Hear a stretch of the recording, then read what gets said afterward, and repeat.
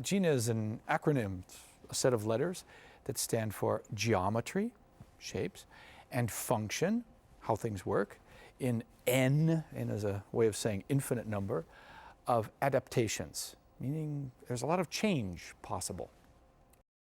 The GINA philosophy, in its short form, is about being flexible.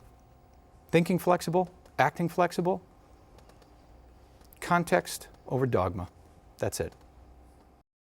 A GINA Light visionary model, first of all, asks the questions, well, what do we need the skin of a car for anyway?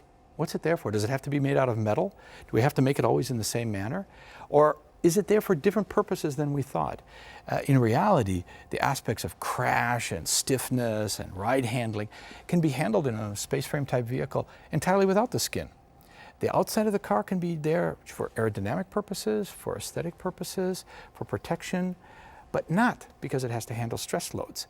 And therefore, to go away from a metal skin and to have a skin that offers different capabilities, can move, can do things that a fixed rigid structure couldn't do, can be lighter, made out of materials which require less energy to make them. That's something that the GINA Light model brings as a question. Well, the story behind GINA is kind of interesting because it started with a question I asked the non-car designers at DesignWorks. DesignWorks is our daughter company, which then was only in California, now they're worldwide. And they do work for lots of people, do things like computers and boats and trains, lots of things. And I asked the people who were not the car guys, what would you do with a car? And one of the people came up with the idea, well, you know what, I would take a flexible skin and I would move it over a frame, and I think that's really kind of sexy and cool, and it gives a different emotional attitude. And to first see the idea of flexibility being handled not purely because it's a function, which in the past it had been. It's not the newest idea. There have been cloth cars around since the time cars were born. But the idea that through this, there's a new kind of emotion being born. And then suddenly we can link that with the whole idea of how do we move away from into rapid prototyping, from rapid prototyping to rapid manufacturing. This started a whole chain of ideas within the company here that GINA became not just a model that became a shape or just about cloth as a skin. It became about a thinking process, a philosophy that said, let's do things differently. Let's let materials talk in a different manner.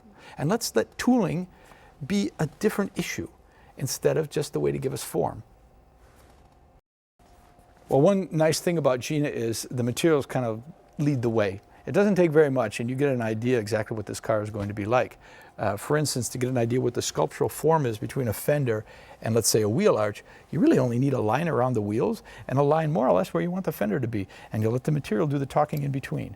So in fact, the design team worked from sketches from the designer that said it more or less has this kind of a feeling, more or less this kind of emotion, but at that point, they began to move rods and wires and pieces of plastic tubing underneath a stretching skin until they got a shape they liked.